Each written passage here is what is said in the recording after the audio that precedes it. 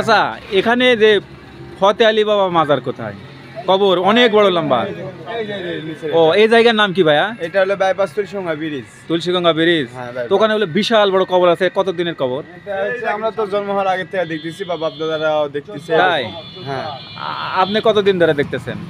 আমি আমার হওয়ার পর থেকে কি যেন হয়েছিল এই ফতে আলী বাবার সাথে? কি যেন বেয়াদবি করলো? কি করছিল বলেন তো? মনে মনে এখন কি ধারণা করতেছে উনি, মনে করেন এখান থেকে যদি সালাম চেষ্টা না হয় কিন্তু অ্যাক্সিডেন্ট করে, মানে উল্টা হয় এখানেই এখানে ওই ড্রাইভার ওটি কি যেন করছে তার জন্য, তার জন্য এই বেয়াদবির জন্য মনে হয় কোনো বেয়াদবি করছে, তার জন্য এই কাজটা হচ্ছে। এবং আর একটা ছেলে ওই দিনেই এখান থেকে গেল, এক পাক দিল কিন্তু হয়নি, কিন্তু পরে পাকে এখানে এমন চিত্রণ খেয়েছে, হ্যাঁ, মানে সেটা আর বলা চলবে না, নিজের ঠ্যাং টুং দিয়ে চলা কঠিন। তাই না? আনুমানিক কত 100 বছর পূর্বে এটা কি? কোন নবীর সময় 14 হাত মানুষ ছিল? হ্যাঁ, নূহ নবীর সময় 14 হাত মানুষ ছিল। নূহ নবীর সময়। হ্যাঁ, ও হ্যাঁ, এই তো আজকে এটা উদ্ঘাটন পেলাম, নূহ নবীর সময়। আমি লেখাপড়া জানি না, যদি টুকা ছুতাম। জি জি জি। 35 বছরকার ইতিহাস আমি একটা কথা বলতে পারি। তাহলে এই বাবার মোটামুটি একটা জাহির আছে, হ্যাঁ জায়ের আছে এবং পবিত্র মাজার। পবিত্র, হ্যাঁ। এবং আপনারা তো ছোটবেলা থেকে এখানেই বড় হয়েছে। আমরা তখন চাই দেখি জানি এর খুব জেদ, তাই না? মানুষ খারাপ ব্যবহার করলে তাকে জেদ দেখাবেই। তবেই হ্যাঁ, এটা পার্সোনাল, আমার নিজে জানাজি। আপনি কি কি জানেন আর? এরা মেলা কিছু জানি আমি। আর একটু এরকম ঘটনা ঘটেছে যখন এটা কিসমত করে, এই হাবি সাহেবের হজের ঘরটা এমন করে মারতে মারতে দিয়ে আসতো, একটা বেয়াদবির জন্য। এই সেই মক্কা শরীফ থেকে? মক্কা শরীফ থেকে ওই লোক কানতে কানতে চলে আসে ওই হাবি সাহেব। কোথায় থেকে? মক্কা শরীফ থেকে এই জানি বাড়ি, এই জমি ছিল ওই হাবি সাহেবের জমি, এই জমিটা। হ্যাঁ, এই হাবি সাহেব বিক্রি করেছিল ওই জমি, ওখানে ওই একটা টিকর ছিল। এই টিকরের কথা ওই হাবি সাহেব মানে খেয়াল করতো না এখানে মাজার আছে। হ্যাঁ, যখন কাজের লোক লাগায় বেঁচেছে, রাজায় কিনেছে, সেই লোক কাজের লোক লাগা দেয়, দেওয়ার পরে ওই জিনিসগুলো কাটে, কাটার পরে মানে কাজের লোকের তো কিছু হয় না, ওই হাবি সাহেব অভিযোগ তখন ওই চোটপাট, আপনি জমি বিক্রি করছেন, আমি জানো না এখানে আমি শিয়া আছি। এই সেই জমি, এই মাজার। উনি হজ করবার গেছে, সেখান থেকে লিয়ে চলে আসছে। আসার পরে বান্দা দেওয়ার পরে আবার হজ করে আসছে। ও মানে আশা ক্ষমা আছে, তারপর আবার হজে গেছে। আমাকে দেখা জিনিস এটা আপনি দেখা জাহির ছিল। ওই জায়গায় বসে আছি। জি, হ্যাঁ। আমার বদনা লেগেছে 3-4 দিন আগে, মনে ধরে হয়তো পড়ে গেছে। জি জি জি। চুপচাপ 1 বছর পর হঠাৎ কে দিন টাকা আছে, ওই একটা তালে গাছ দেখা যাচ্ছে, ওইটি ছোট, এখন তাও বড় হয়েছে। হ্যাঁ, আমি কি দিল আলো আসে আমার কাছে একদম খারাপ হয়, ভুল করছি, বদনাটা ল্যান্ড। হ্যাঁ, তো বদনা এরকম খারাপ হয়নি, খারাপ বদনা ভুল দিলে দেখি একটা কষ্ট কি একটা করবে, একটা মন বাকি ভুল করছি, বদনাটা ল্যান্ড। এবার আমার কাছে ভুল কি কথা আমি তো জানি না, তুই মাপ চাইলে, মাপ চাইলে। হ্যাঁ, এটা লোকমুখে শোনা, এটা নূহ আলাইহিস সালাম নবী যে সময়কার, ওই সময়ে শোনা গেছে যে মানুষ অনেক লম্বা হয়। হ্যাঁ, আমার জানার মতে শোনা মতে 14 হাত। হ্যাঁ, হ্যাঁ। তো সেই দর্শক বন্ধুরা, আসসালামু আলাইকুম। প্রতিবারের মতন আবারও আপনাদেরকে শুভেচ্ছা জানাচ্ছি। আমি মোশাররফ হোসেন। আদম আলাইহিস সালাম 140 হাত লম্বা ছিলেন, কিন্তু এই নওগাঁতেও কিন্তু একটি মাজার রয়েছে। আমরা শুনেছি সেই ব্যক্তিও নাকি 50-60 হাত লম্বা সেই মাজারটি। আমি যে জায়গাতে দাঁড়িয়ে রয়েছি এটা হচ্ছে নওগাঁ শহর থেকে অল্প কিছু উত্তর পাশে, আমি তুলসীগঙ্গা নদীর তীরে যে ব্রিজটি, সেখানে কিন্তু দাঁড়িয়ে রয়েছি। আর একটু যদি আপনাদের দেখাই, এই যে দেখুন, আমি দেখতে পাচ্ছি ওই যে আমার পাশে এখানে সেই রোজাটি আমি দেখতে পাচ্ছি কিন্তু। আর সেখানে কিন্তু আপনাদেরকে নিয়ে যাব আর আপনাদেরকে তুলে ধরবো কে ওখানে শেষ বাবা ফতে আলী কবে কোন দেশ থেকে এসেছে, কত হাত লম্বা তার কবর, এটা নিয়ে কিন্তু আমার জানার অনেক কৌতূহল রয়েছে। বলি আল্লাহ দেশ বাংলাদেশ, তো সেখানে আমি যাচ্ছি। দর্শক বন্ধুরা, এই নওগাঁ তুলসীগঙ্গা নদীর তীরেই সেই ফতে আলী বাবার মাজার, সেই 50 থেকে 60 হাত লম্বা। আসলে এই শুনেই কিন্তু আমি চলে এসেছি। চলুন আপনাদেরকে নিয়ে যাব সেই মাজারে, জানবো শুনবো কে ছিল এই বাবা ফতে আলী।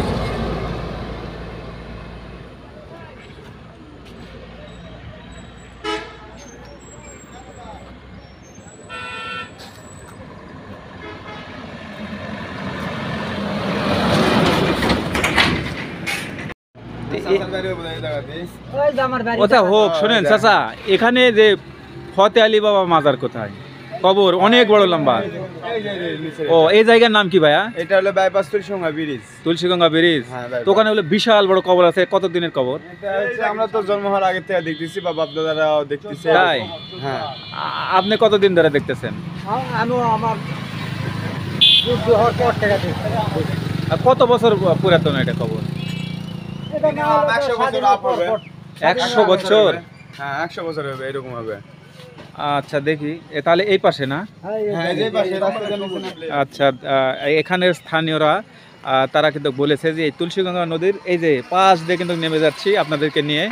এই যে দেখুন, আমরা কিন্তু যাওয়া শুরু করেছি। আমিও কিন্তু দেখবো, আপনাদেরকে দেখাবো। অলি আল্লাহর দেশ বাংলাদেশ, কিন্তু এই অলি কোথায় থেকে এসেছে আমরা বিভিন্ন ইতিহাস থেকে জেনেছি যে 360 আউলিয়ার দেশ বাংলাদেশ। সব জেলাতে শহরেই কিন্তু ছড়িয়ে ছিটিয়ে রয়েছে অনেক অলি আউলিয়াগণ। আসলে এখানে সে ফতে আলী বাবার যে রোজা, সেখানে কিন্তু আমরা নিয়ে যাচ্ছি। তবে সবাই বলেছে যে এখান থেকে অল্প একটু নিচে যেই এই তুলসীগঙ্গা নদীর তীরেই কিন্তু তার এই রোজা মাজার।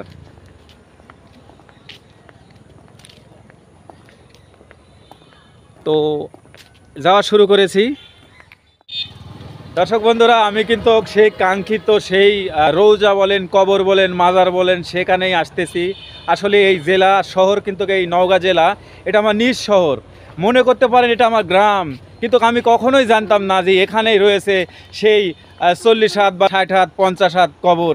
কিন্তু আমার অনেক জানার কৌতূহল যে আসলে এই অলি আল্লাহর দেশে গ্রামগঞ্জে ছিটিয়ে রয়েছে, বিভিন্ন জায়গাতে ছড়িয়ে রয়েছে বিভিন্ন অলি আউলি। এই যে দেখুন, এখানে একটা সাইনবোর্ড ছিল, তো এখন দুঃখিত, এটা ফতে আলী, মোহাম্মদ ফতে আলী বাবার এই রোজা শরীফ বা এটি একটি দান বাক্স দেখতে পাচ্ছি। আর এই নিচেই বিশাল বড় একটি রোজা দেখতে পাচ্ছি। কিন্তু আমি এখানে যে দায়িত্বরত রয়েছে এক মুরব্বী, আমি আসলে তার সাথে কথা বলবো। কেমন আছেন মুরব্বী? ভালো আছেন? তো আসলে মুরব্বী, এই গ্রামটার নাম কি? এটা হলো ইনপুরি, এটা ঘরে ইনপুরি, এটা ঘরে ইনাজপুর। এনাজপুর? হ্যাঁ। ও, তা আপনি একটু এই সাইডে আসবেন, এই সাইডে এটি দাঁড়ান তো। এই যে আমরা দেখতে পাচ্ছি বিশাল বড় একটা কবর, রোজা শরীফ, মাজার শরীফ, এটা বিষয়ে কে কোথায় থেকে এসেছে? এখন কথা বলতে গেলে বহুত হলো। বলেন বাবা, বলেন। উনি কোথা থেকে আসলে ওদের কাছে প্রশ্ন করলে কয় তুমি শিক্ষা নেবে আসলে শিক্ষা পাবে। ও, তাই তো উনি পর্দা করেছে, গোপনীয়। জি জি জি, শিক্ষা পাওয়া মুশকিল এমনি হালকা পাতলাটা। হ্যাঁ, একটা কি, আমি একটা বিপদে পড়েছিলাম। জি। মনে করো প্রায় 35 বছর আগে। 35 বছর আগে? 35 বছর হয়ে যাচ্ছে, হয়তো 1 মাস সময় হতে পারে। জি জি। এক জায়গায় গেছিলাম শিক্ষা নেওয়ার জন্য। জি জি। তো একটা আশার দ্বারাই আপনার কাছে গেছি, যদি 10 বছর খাটা পড়ে উপযুক্ত হয়তো আপনি দিবেন তো। অবশ্যই। কিন্তু ওই একটা ব্যাগ খেলেছে, ভুলে যায়, ওটা আমার। কি আবার বলেন তো? আমি একটা জায়গায় গেছিলাম, জি জি, জ্ঞান লাভার জন্য বা শিক্ষা লাভার জন্য, হ্যাঁ, বা হ্যাঁ। যেটাই হোক আসার জি জি জি। যাওয়ার পর সেখানে প্রায় 8.5 বছর 9 বছরের মতন তার হুকুম নিয়ম কানুন মানা চললাম। জি জি। চলার পর আমি লেখাপড়া জানি না, প্রশ্ন করলে হয়তো উত্তর আসে না, যদি উত্তর আসে বহু দূর দিয়ে ঘুরে আসে। জি জি। খোঁজা কঠিন। এ করতে করতে তখন 9.5 বছরের মতন গত হয়ে গেল। তো হঠাৎ করে আমার আর একটা অবস্থা ছিল, তাই একটা নিয়ম কানুন দিয়ে আমি একটা চেষ্টা করলাম যে ডেট পাই কিনা। জি জি জি। করলাম, আর 8টা থেকে 5 দিনটা অনুমান জি জি। কথা বললো, বুঝতে পারলাম কিন্তু দেখতে পারলাম না। বাংলার অঘ্রাণ মাস 28 তারিখ সোমবার। জি। তখন চিন্তা করলাম, ডেট যখন পাই গেলাম, তার কিছু বলা যাবে না, গুরুকে বলা যাবে না, কাকে বলা এটা যাবে না। গোপন বিষয়। গোপন বিষয়। জি জি জি। ইতিমধ্যে উনি একটা বিকল্প রাস্তা হেঁটেছে আমাকে ফেরত ফেরার জন্য। জি জি। সেটা ওই অঘ্রাণ মাস 28 তারিখ না হয়ে 8 তারিখ সোমবার, সেটা ধরা আমার কাছে। জি। পরে একটা বিড়ি কিছু শুরু হয়ে গেল, মাথায় আর কাজ করে না। জি জি জি। ঘুরতে ঘুরতে তবুও যাওয়া আসা করতে করতে করতে করতে মানে উঠা ফাটা কথা হতে হতে আমি, বাবা আমি করছি বুঝি না, আমি পরিশ্রম করি, আমার সাধনার মূল্য দাও, দেবো করতে করতে এখানে দায়রা ছিল আমাদের গ্রামে। জি। আমি যা বললাম, বলে যেখানে পাই সেখানে যা শিক্ষা লাও। হ্যাঁ। এ কথা তখন বললো তো আমি বুদ্ধিহারা, জি জি। আমি তো কোনো লেখাপড়াও জানি না। হুম। তারপরে কিছু পুকুরি বিদ্যা শুরু করলো। জি জি। কোপরে? আমার কন্ট্রোল করার জন্য। জি জি জি। কন্ট্রোল করার জন্য তো যেটাই করে আমি কেটে দিই করি। আরও মাঝে ঘুরেছি ওই কষা আছে, সাথে গ্রাম আছে, বসিপুর আছে, ওই ভালো একটা লম্বা আছে আছে আছে হ্যাঁ এই সব জায়গায় ঘুরতে ঘুরতে ঘুরতে ঘুরতে ঘুরতে ঘুরতে আল্লাহর রহমতে একটা মাসুম বাচ্চার দ্বারা এটা না সন্ধান পেলাম। এটার হ্যাঁ হ্যাঁ পাওয়ার পর তখন এটা নিচে আসলে বহুত কিছু কষ্ট করে। এই মাটি কাটিছেন? না এটা ওই নদী খোরা কিছু ব্যাটি আছে, কিছু জি। কাটাও নিছি, হ্যাঁ হ্যাঁ লিয়া তুলে লিয়া আপাতত এইভাবে চলতেছি। কথা বুঝতে জি। পারছেন? এমনি এমনি খোলা কথা আপনার আরো বলবো নি। জি জি বুঝি। কিন্তু এখন আমি একটা বিষয় জানান তো, যে এই রোজাটি কারোর সন্ধানে এখানে আপনি পাইছেন, হ্যাঁ আর এখানে হচ্ছে এ তো অলি হ্যাঁ, অলিয়া উলিয়াগণ, হ্যাঁ। কিন্তু কত বছর পূর্বে, আনুমানিক কত 100 বছর পূর্বে এটা কি? কোন নবীর সময় 14 হাত মানুষ ছিল? হ্যাঁ নূহ নবীর সময় 14 হাত মানুষ ছিল। নূহ নবীর সময়। হ্যাঁ। ও হ্যাঁ, এই তো আজকে এটা উদ্ঘাটন পেলাম, নূহ নবীর কারণ সময়। আমি লেখাপড়া জানি না, যদি টুকা ছুতাম জি, জি, জি। 35 বছরকার ইতিহাস আমি একটা একটা কথা বলতে পারতাম। আচ্ছা, এখানে কোনো আধ্যাত্মিক অলৌকিক আপনি তো থাকেন, এরকম কিছু কিছু এটা পেয়েছেন? বলা যাবে না। জানি ক্যামেরার সামনে বলা যায় না, তারপরে হালকা টাচ। হালকা তাহলে একটা কথা শুনি, যখন হ্যাঁ। আমি প্রথম এখানে আসলাম জি জি তখন আমি পাট কিনে না দড়ি কাটা বিক্রি করি, এখানে খেদমত করি। জি ওই জায়গায় বসে আছি জি। এই মুখ হয়ে। হ্যাঁ আমার বদনা লেগেছে 3-4 দিন আগে, মনে হয় ধরে হয়তো পরে হয়ে গেছে। জি জি জি চুপচাপ 1 বছর পর হঠাৎ কি দিন টাকা আসবে, ওই একটা পালে গাছ দেখা যাচ্ছে, ওইটি ছোট, হ্যাঁ। এখন তাও বড় হয়েছে। হ্যাঁ আমি কি দিল আলো আসে আমার কাছে একদম খারাপ হয়, যদি আমি ভুল করছি বদনাটা লেন, হ্যাঁ তো বদনাটা এরকম খারাপ হয়নি, খারাপ বদনা ভুল দিলে দেখি একটা কষ্ট কি একটা করবে কি একটা মন বাকি কত হলো, আমি একটা ভুল করেছি বদনাটা লেন। এবার আমার কাছে ভুল কি কথা আমি তো জানি না, তুই মাপ চাইলে হ্যাঁ মাপ চাইলে হ্যাঁ তো সর্বশেষে এটা আসা পোলটা পাল্টা করতে কিছু করছে না, তখন আমি অনুভব বুঝতে পারলাম যে এটাই হলো বদমাস। ও ওই বদনা চুরি করেছে। সে বদনা লিয়ে গেছে, তো লিয়ে যাওয়ার পর আমি করছি জীবনে আর কোনো কাম পাচ্ছি, এই 5 টাকার বদনা লিয়ে কি করবো, বড় লোক হবো। তাই তো। তখন 5 টাকা দাম ছিল, এখন বোধ হয় 30 না 35 আছে। তারপরে ওই তো কান্দা কাটা তো মা করে জো পানে পাওয়া ধরে, আমি আমার পাওয়া ধরে লাভ নেই, যার পাওয়া ধরে তাই পাওয়া ধরে। জি বহুত কিছু কাম করতে বলি কিছু করে চলে গেল, তো এরকম অলৌকিক কিছু আছে। বুঝছি, ওই বদনা নিয়ে যে অবশ্যই কোনো ঝামেলাত পড়েছিল। বুঝছেন? তার পূর্বে আমি আসারও পূর্বে হ্যাঁ এখানে কটা ইটা চললো, লিয়া গেছে ওই ব্যাগ ওই চললো। জি জি লিয়া যাওয়ার পর যখন গুতান দিয়েছে, আবার সাবান লিয়ে আসে, আবার সাবান দিয়ে ইটা দিয়ে আনে থিয়া কাকু মিনিট করে গেছে। মানে এটাও হয়তো বা সে চুরি করেছে এখান থেকে, ওই ইটা আবার ধুয়ে এখানে রাখা গেছে। কি একটা বিষয়। এখন কথা হলে এত ঝট করে কিছু বলে না, হ্যাঁ যখন হ্যাঁ গরু বকরি খোঁচা মোচা অত্যাচার বেশি হয় হ্যাঁ তখন হয়তো একটু বেকার ইলিরোগ থাকে। ও আমাকে মতন তো ওদের রাগ লয়।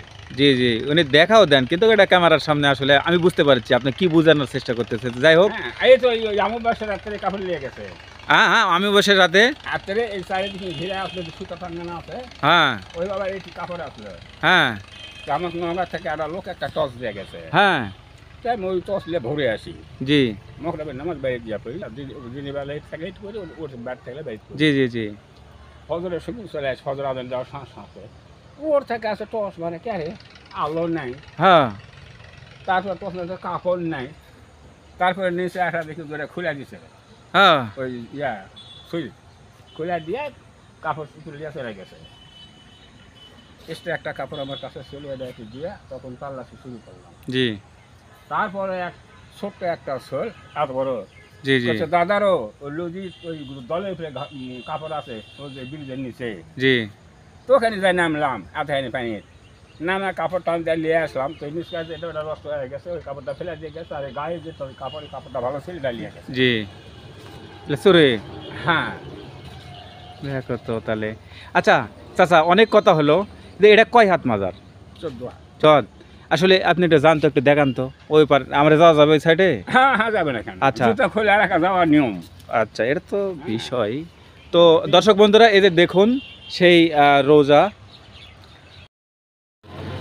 সেটা হচ্ছে এই যে কিছুক্ষণ আগে বললেন যে ড্রাইভার কি যেন হয়েছিল, এই ফতেলি বাবার সাথে কি যেন বেদবি করলো, কি করছিল বলেন তো? মনে মনে এখন কি ধারণা করতেছে, উনি মনে করুন এখান থেকে যদি সালাম চেষ্টা না হয় কিন্তু যাওয়ার পরে উনি অ্যাক্সিডেন্ট করে মানে উল্টা হয় একাই এখানেই এখানে ওই ড্রাইভার ওটি কি যেন করছে তার জন্য। এই তার জন্য এই বেদবির জন্য আমার মনে হয় ওই কোনো বেদবি করছে তার জন্য এই কাজটা হচ্ছে। তাহলে এবং আর একটা ছেলে ওই দিনেই এখান থেকে মোটরসাইকেল গেল এক পাক দিল কিন্তু হয়নি কিন্তু পরে পাকে এখানে এমন চিত্রণ খেলছে হ্যাঁ মানে সেটা আর বলা চলবে না নিজের ঠ্যাং টুং দিয়ে চলা কঠিন তাই না? এইরকম তাহলে এই বাবার মোটামুটি একটা ইয়া জাহির আছে হ্যাঁ জায়ের আছে এবং পবিত্র মাজার, পবিত্র হ্যাঁ। এবং আপনারা তো ছোটবেলা থেকে এখানেই বড় হয়েছে হ্যাঁ, আমরা তখন চাই দেখি জানি এর খুব জেদ তাই না? মানুষ খারাপ ব্যবহার করলে তাকে জেদ দেখাবেই। তবেই হ্যাঁ এটা পার্সোনাল আমার নিজের বানাজি আপনি কি কি জানেন আর? এরা মেলা কিছু জানি আমি। আর একটু যখন এরকম এখানে ঘটনা হাজি ঘটেছে? সাহেব যখন এটা খেদমত করে এই হাজি সাহেবের হজের ঘরটা এমন করে মারতে মারতে দিয়ে আসতো একটা বেয়াদবির জন্য। এই সেই ইয়া মক্কা শরীফ থেকে? সেই মক্কা শরীফ থেকে ওই লোক কান্দতে কান্দতে চলে আসে ওই হাজি সাহেব কোথায় থেকে?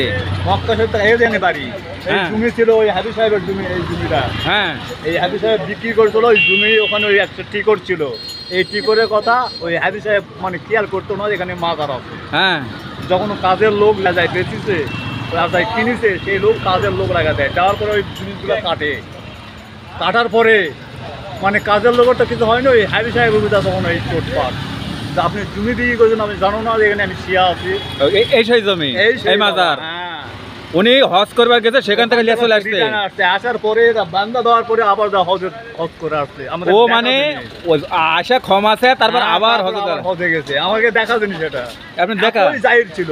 বাপ রে বাপ, এই যে শুনলেন তো চাচার মধ্যে। ঠিক আছে, ধন্যবাদ। হ্যাঁ রোজা, ফতে আলী বাবার যে রোজা আমাদের নওগাঁ, এই নওগাঁতে তবে আমি যতটুক ধারণা পেয়েছি এগুলো রোজার সামনে সব কিছু কথা অলি আল্লাহর বলতে নাই, কিন্তু আমি আপনারা জানেন যে অনেক রিস্কলি অনেক জায়গাতে ভূত জিন প্যারত বিভিন্ন জায়গাতে হুমকি ধামকি, আমাকে অনেক খুন গুম করার হুমকি বিভিন্ন, এই জীবনে এই ভিডিও করতে যা অনেক কিছু ঘটনা ঘটেছে। তবে আপনাদের বলতে চাই এটা নবীর সময়কারী কবর, যেটা আমি গত রাত্রিরেই আমি একটু আভাস পেয়েছিলাম, যার মাধ্যমেই হোক। আর আজকে চাচার কথাও কিছু আমি কিন্তু এরকমই কিন্তু একটি বিষয় আমার কাছে মনে হয়েছে।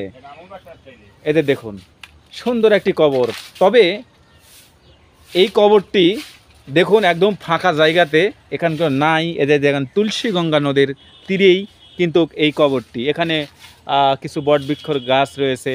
আর এই ফাঁকা জায়গাতে এই চাচা তিনি থাকেন, তার থাকার কোনো জায়গা নেই। দেখবেন এই পাশে প্রত্যেকটা মাজার বলেন ওরস মানে বলেন রোজা, সেখানে কিন্তু খাই মেরে থাকার জন্য কিন্তু জায়গা থাকে।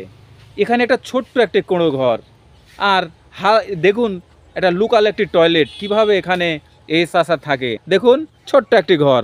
তবে আমি মনে করি আমার এই ভিডিওর মাধ্যমে মাননীয় ডিসি সাহেব, নওগাঁ ডিসি সাহেব, এই কবরটা আসলে কার? এটা লোকমুখে শোনা, এটা নূহ আলাইহিস সালাম নবীর যে সময়কার, ওই সময়ে শোনা গেছে যে মানুষ অনেক লম্বা হয়। হ্যাঁ আমার জানার মতে শোনা মতে 14 হাত। হ্যাঁ হ্যাঁ তো সেই অনুসারেই সেই সময়কার কবর হিসেবে এটা সন্ধান পাওয়া গেছে, এবং এখানকার যিনি এটার খেদমত করেন তিনি এটা দেখাশোনা করেন। তো তিনি বলেছেন যে এটা নূহ আলাইহিস সালাম সময়কার এটা একটা কবর, এবং এটা 14 হাত একটা কবর আর কি। এটা কি দেখার জন্য আসছেন? হ্যাঁ, এটা আমি শুনে খুবই একটা মানে কি বলে এটাকে, যে একটা আকর্ষণ জাগছে যে আসলে কি জিনিসটা, একটা মানে আগ্রহ জাগলো যে কি আসলে এখানে, এই জন্য আমি আসলাম আর কি। তাহলে আপনার বাসা কোথায় ভাই? আমার বাসা নওগাঁতেই। নওগাঁ। তার নওগাঁতেই যেহেতু এই কবরটি, আপনি কি জানতেন না? আগে জানতাম না, আমি গতকালকেই জানছি আর কি, এই জন্য আমি আসলাম এখানে। ও আচ্ছা। এতে দেখুন যে এখানে এই মাজারটি রক্ষণাবেক্ষণ, যেটা হচ্ছে পাকাকরণ, এই পাকাকরণ করার আমি জোর দাবি জানাচ্ছি। আর আপনাদেরকে আবার বলতে চাই যে এখানে যারা আসবেন অবশ্যই ওলি আল্লাহর দেশ বাংলাদেশ, আপনারা নেগেটিভ কোনো কিছু মন্তব্য করবেন না, কারণ এখানে শুয়ে রয়েছে সে আল্লাহর মহান ওলি। দেখবেন আমি আর আপনি যেদিন মারা যাব ঠিক 1 বছর পরে বাঁশ হবে, সেখানে আমাদের উত্তরাধিকারীরা দেখবেন সেখানে পেশাব পায়খানা করবে, একদিন ওটা নাই হয়ে যাবে। কিন্তু শত শত যুগে যুগে কালে কালেও দেখুন আজকেও কিন্তু এই কবরটি মনে হচ্ছে যে এটা হয়তো বা 1 মাসের পূর্বেরই হয়তো বা কবর। তো যাই হোক, কবর না, রোজা পাক। তো আমি এদের দেখানোর চেষ্টা করতেছি আবারও।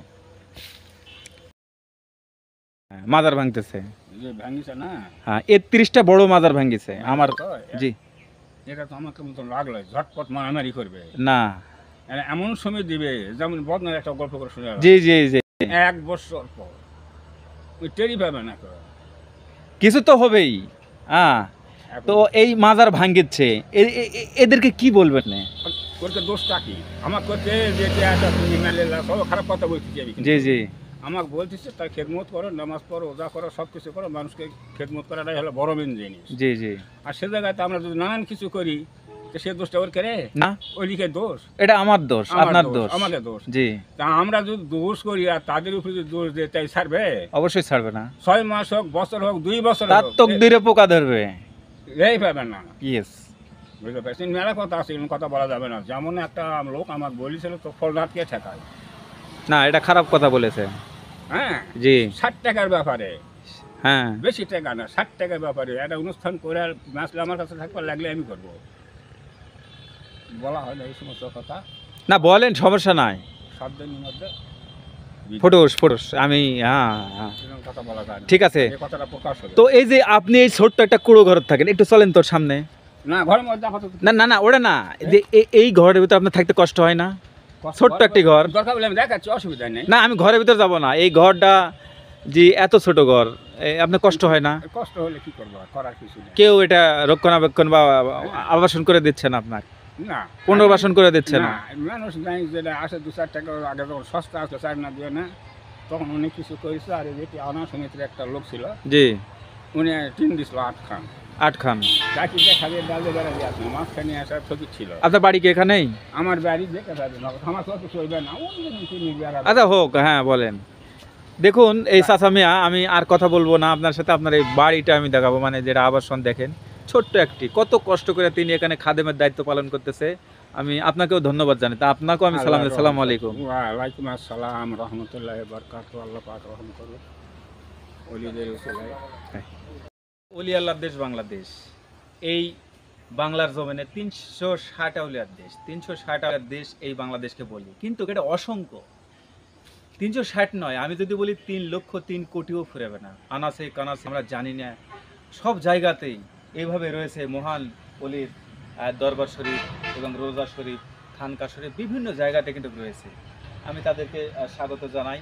এক সময় ইসলাম প্রচার কিন্তু তারাই করেছে, তো তাদেরকে, তাদের মহব্বতে আমি মাননীয় নওগাঁ জেলার ডিসি সাহেব এবং যারা ঊর্ধ্বতন কর্মকর্তা তাদেরকে আমি জানাবো, আপনাদের কাছে আমার একটা জোর দাবি, এলাকাবাসী, এখানকার খাদেম, তার একটি থাকার আবাসন, এবং এখানে একটু এই আপনারা কবর বলেন, যাই বলেন, আমরা রোজা শরীফ বলি, এই রোজাকে একটু পাকাকরণ করে দেওয়ার আমি জোর দাবি জানাচ্ছি।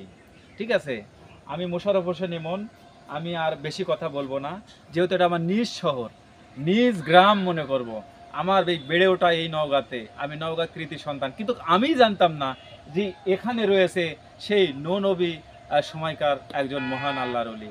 হ্যাঁ, তো আমি এই রোজা পাক থেকে, এই নওগাঁ এই তুলসীগঙ্গা নদীর পাড় থেকে আমি বিদায় নিচ্ছি। বিদায় নেওয়ার আগে আমি সালাম জানাই, বাংলাদেশে নয়, শুধু সারা বিশ্বে যত ওলি আউলিয়া গাউস কুতুব, সবার প্রতি রইল আমার সালাম, আসসালামু আলাইকুম।